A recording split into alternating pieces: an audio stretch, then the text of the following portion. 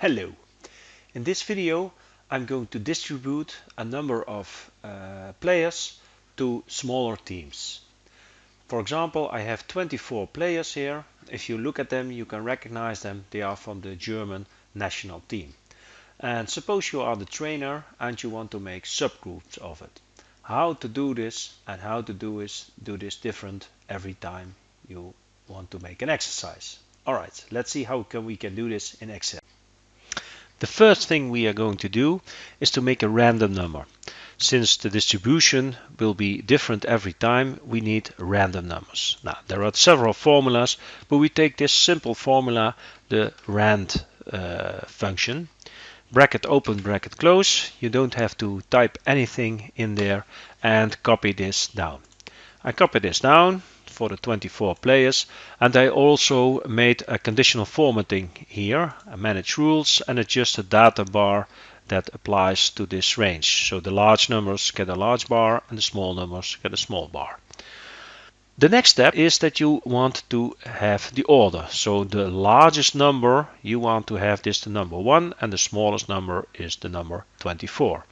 Now this is the formula rank equals rank. And there are different rank functions in it. Rank was an older function and rank equal is okay. Actually, that doesn't matter at all because the numbers in the column B are very different from each other. There's no chance that they will be equal. So we take this number. This is the number. And what is the reference? The reference is this whole range. And since we have to copy it down, we press F4 to lock it. Bracket close, enter, and copy this down. Now let's see what the result is. The largest number is 0.997 and this has a number 1, and a very small number is the 24, 1.07. There's no number less than this 0.107. Alright, that is the order. And now we are going to say in which groups are they in. Okay, the first thing we are going to do is to decide what is the group size. Well, suppose it is 2. And then we are going to make a sequence. Let's first make a sequence from 1 to 24. Now, we can type it in, but we can also make a formula for it. And one of the formula is the row function. Now, the row function we refer to cell A1. And if I copy this down, I get a row from 1 till 24. Because in this I refer to the row 24 and you can see how I copied it down. Well, I don't need groups from 1 to 24. Since I have a group size of 2, I need a list of 1 to 12. Now let's divide it by 2. And not by the 2 hard-coded, but select the F2 cell, lock it, enter, Control Enter, and copy this down. Now, can we do something with this? Well, we can, because we can round this up. If you see those two numbers here, if you round them up, you have group number 1. If you round this up, you have group number 2, and here group number 3. Now, let's see how that works. Put the cursor in the formula bar, round up,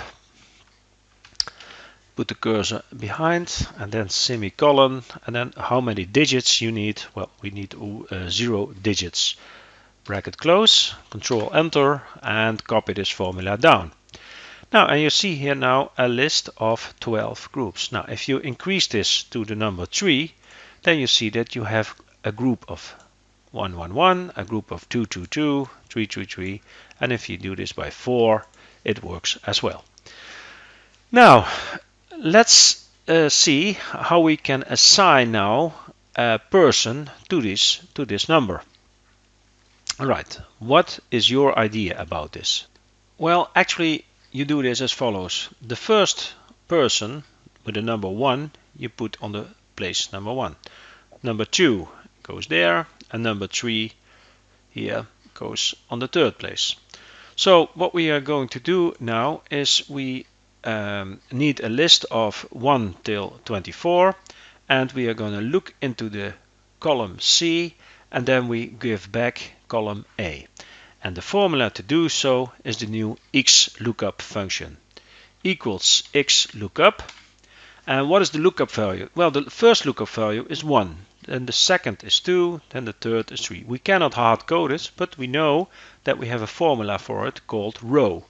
So row number 1, and we select here the A1 because that is giving us the row number 1.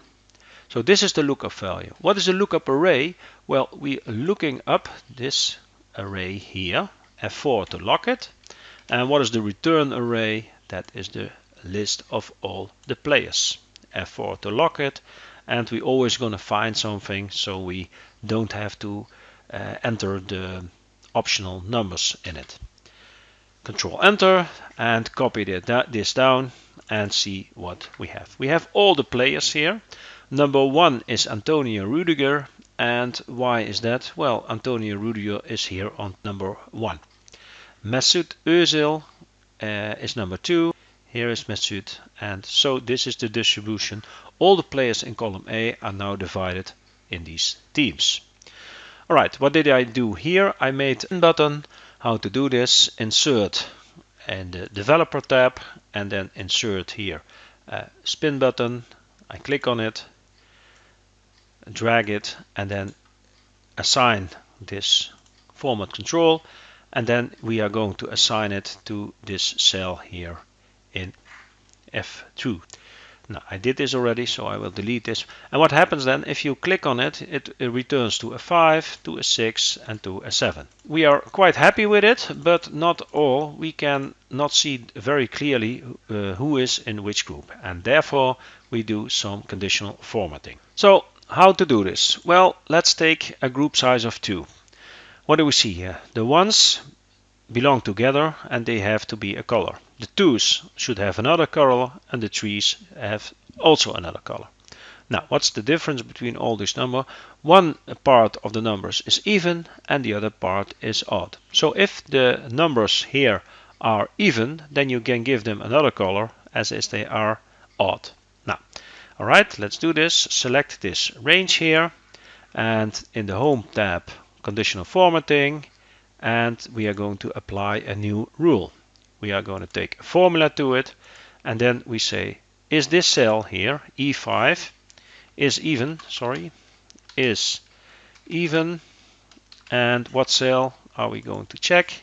This cell on the left side. Now, we are going to copy it down, so that means that we remain the column E, but we do not need the $sign for the 5. And if we have, if this is true, then we have a certain format. We fill it in with a green cell. Click OK and click OK. Now, what happens now that all the even numbers have this green background. Now we can put the other cells as well. Just give it a nice color, for example, blue. And we see that this works. Now, of course, we are going to check this. What happens if we have teams of 3 people? And we see here the nice color change. If we have 4 people, if we have 5 people, this works here as well. If we have 6 people, groups of 6 and groups of 7, well, we have some extra people here. We have to divide them manually amongst the groups. Right, that was it. I hope you liked this video. Thanks for watching and see you next time. Bye bye.